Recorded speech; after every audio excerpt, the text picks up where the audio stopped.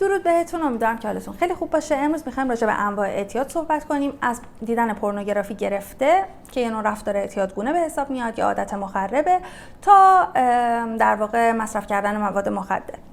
پس بریم و با هم دیگه انواع اعتیاد رو بیشتر بشناسیم و بیشتر آشناشیم با مقوله وسیع اعتیاد. اولین نوع اعتیادی که در نظر گرفتم که همه انواع رو به حالت کلی و جامعی توضیح میدم و حالا توی ویدیوهای بعد بیشتر وارد مباحث مختلف اعتیاد میشیم. اولین مقوله اعتیاد به مواد مخدر هست. مواد مخدر خودشون در واقع رده‌بندی مختلفی میتونن داشته باشن. ما مواد افیونی، مواد محرک و مواد سایکدلیک رو داریم. مواد افیونی مثل تریاک، مثل هروئین، مثل مورفین که از گیاه خشخاش میان. مواد محرک مثل کوکائین، مثل متامفتامین، مثل آمفتامین و مواد بعضی‌ها اکستسی، قرص اکستسی یا اکس رو میذارن توی مواد محرک، بعضی‌ها هم میذارن توی مواد سایکدلیک چون حالا حالت توهم‌زا و اینا هم داره.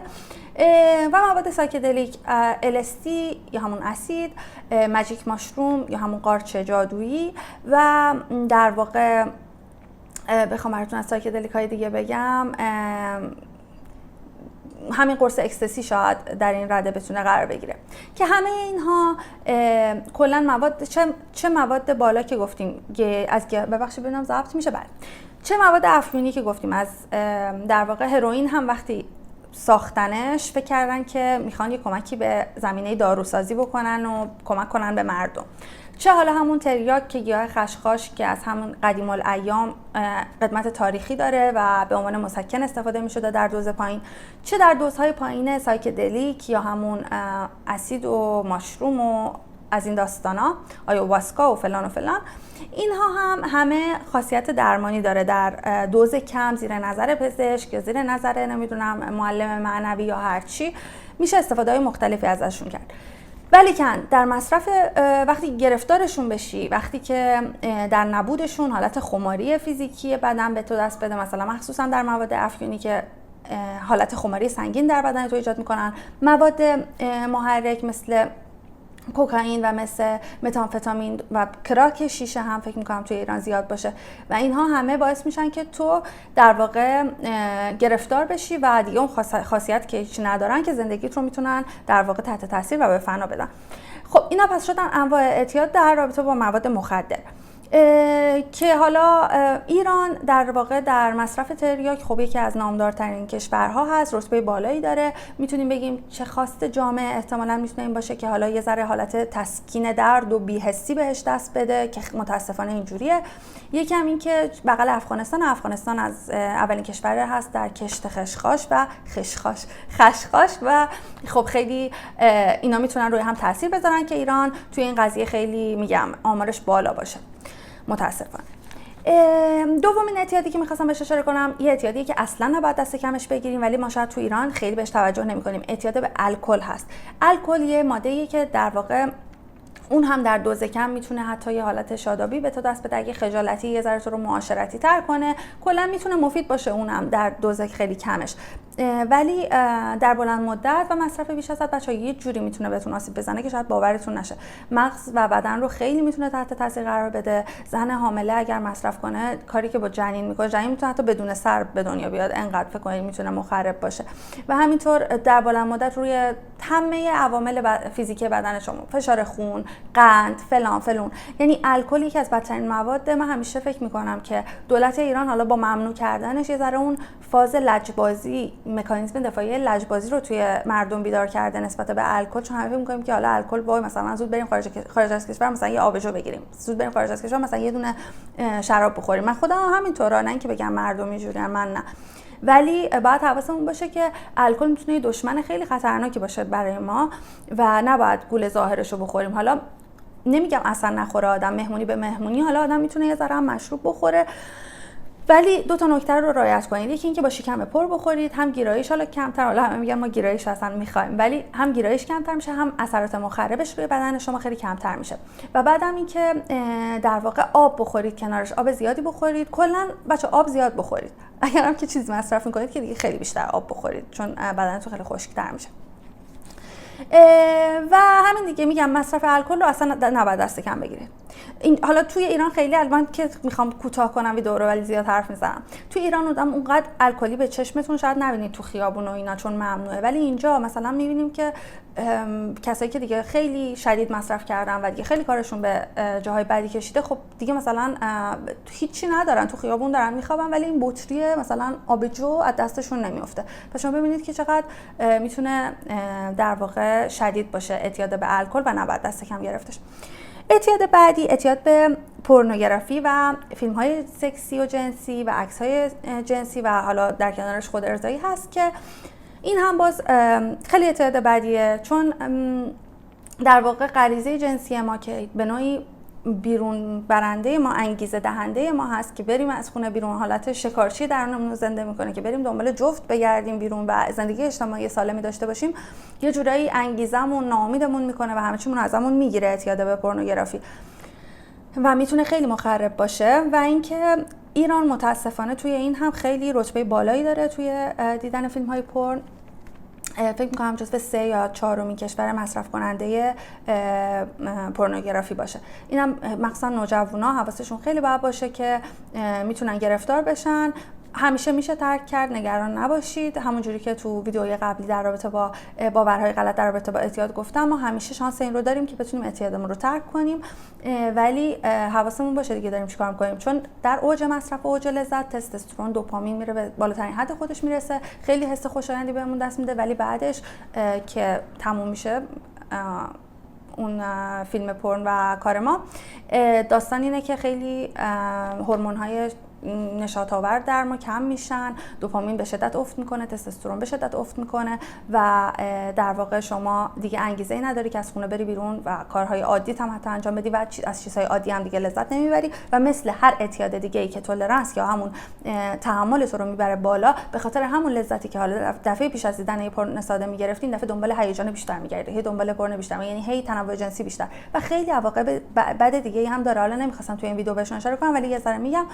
انتظارات غیر واقعی میسازه از رابطه جنسی، مثلا برای کسی که تجربه نداشته یا اصلا اگه تجربه داشته باشی همش دنبال ایدئالی میگردی. هیچ رابطه جنسی شبیه رابطه جنسی توی فیلم‌های پورن نیست به اون شدت و به اون شور و تاب، و اینکه خیلی تصورات غلطی چه از نظر بدن یک زن، بدن یک مرد رو خیلی اغراق‌آمیز نشون میده، خیلی پرفکت که اصلا توی 1 در 1000 هم تو همچون بدنی نمیبینی و اینا همه باعث میشه که تو خیلی از سکس واقعی، از دنیای واقعی لذت نبری.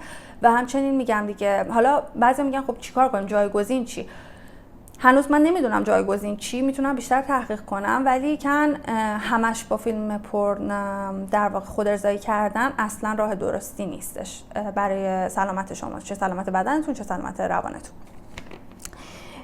بعد میریم سراغ اعتیاد به غذا خوردن. یکی از اصلی‌ترین اعتیادهای جهان در واقع الان اعتیاد به غذا خوردن هست، مخصوصا با رشدی که داشته توی نمیدونم سس‌های مختلف. بخش من میخوام ویدیو خیلی طولانی شه، ببینم تا الان 8 دقیقه شده. حالا سعی می‌کنم که خیلی سریع‌تر این چند تا آیتم رو بگم. اعتیاد به غذا خوردن هم میگم خیلی شدیده الان توی دنیا، خیلی عوارضش هم میبینیم. حالا چه اونایی که هر رابطه بدی با غذا دارن دیگه، چه میدونم غذا زیاد میخورن، عصب وجدان میگیرن، میرن مثلا بالا میارن که مثلا بهشون میگن بولیمیا، غذا اصلا نمیخورن، انورکسیا، در واقع بیش از حد و بدون کنترل غذا خوردن، اون هم دوباره تو رو میتونه به سمت چاقی مفرط ببره و عوارض خودش رو داشته باشه. پس ما در رابطه با غذا خوردن هم اختلال‌های خیلی مختلفی میتونیم داشته باشیم و خیلی میتونه درگیر کنه و زندگی رو در واقع به نوعی مختل کنه، اعتیاد به غذا خوردن، شیرینی و هر چیز دیگه. در واقع توی همه این مصرف‌های هر اعتیادی که تا الان گفتم، خود مصرف به شخص اونقدر مهم نیست. یعنی به اختصاص تو یه بار بشینی پورن ببینی، 2 بار بشینی پورن ببینی، 2 بار بری مثلا الکل بخوری، 2 بار بشینی مثلا غذای چرب و شیری بخوری، مهم اینه که تو اون حس عذاب وجدان بعدشه که تو رو به سمت اعتیاد سوق میده، وسوسه شدن که درگیر ذهنی داشته باشی که من بعد اون کارو کنم، من بعد برم مثلا اون مواد رو مصرف کنم. یعنی ایناست بیشتر. حتی توی مثلا DSM که حالا من خیلی DSM رو اصلا قبول ندارم، ولی توی DSM هم بیشتر به همین رابطه با مواد که اعتیاد رو در واقع تشخیص میدن برای تو. این نیست که حالا تو چند بار تو روز چی رو مصرف کنی. امیدوارم که خوب توضیح داده باشم اینو، چون نکات خیلی نکات مهمی هست.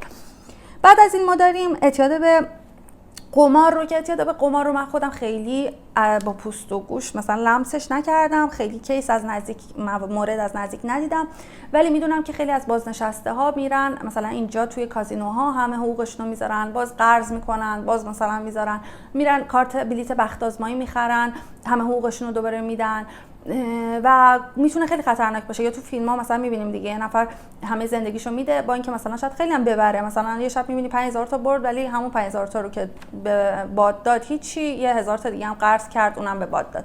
پس اعتیاد به قمار هم باز به خاطر اینکه خیلی لذت بخشه، وقتی تو میبری خیلی هیجان زده میشه، خیلی دوپامین میتونه در مغزت رو ترشح کنه، پس میتونه خیلی هم اعتیاد آور باشه شرط بندی و قمار. و اصلا نباید برای خودتون همیشه من خودم تازگی رفتم کازینو که ببینم چجوری و اینا، برای خودم لیمیت گذاشتم، گفتم آقا مثلا تو فقط همینقدر میتونی خرج کنی، اگه بردی با سود اون مثلا یه بار دیگه هم بازی کن، اگه ولی باز اینم مثلا میگم برای یه بار امتحان کردن که حالا من هر هفته هر آخر هفته برم بگم برای خودم لیمیت گذاشتم. در واقع این هم این داستان. اعتیاد به سوشال میدیا الان خیلی خب داریم میبینیم دیگه که هممون یه جورایی وابسته شدیم به این گوشی.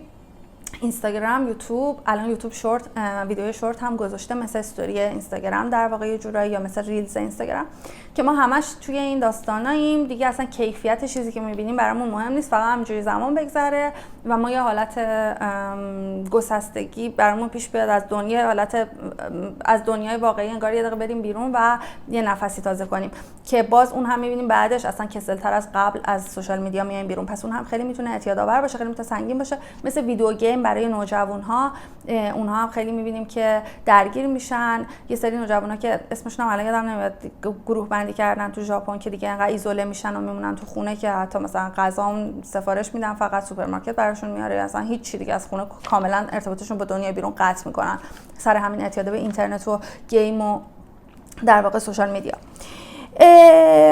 این هم گفتیم. یه اعتیاد دیگه هست که من اسمشو میذارم اعتیاد سوسول، چون که خیلی اصلا ندیدم از نزدیک همچی کیسی، ولی توی فیلم ها دیدم و میدونم که توی آمریکا زیاد هست.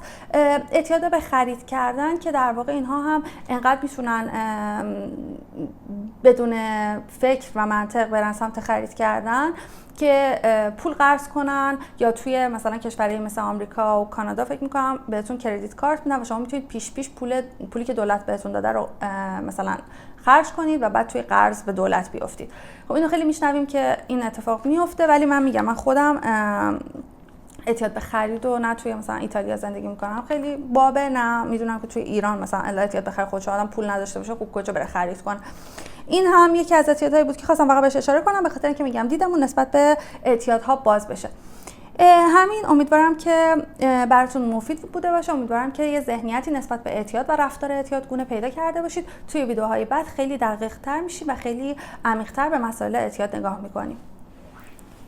خدا نگهدارتون.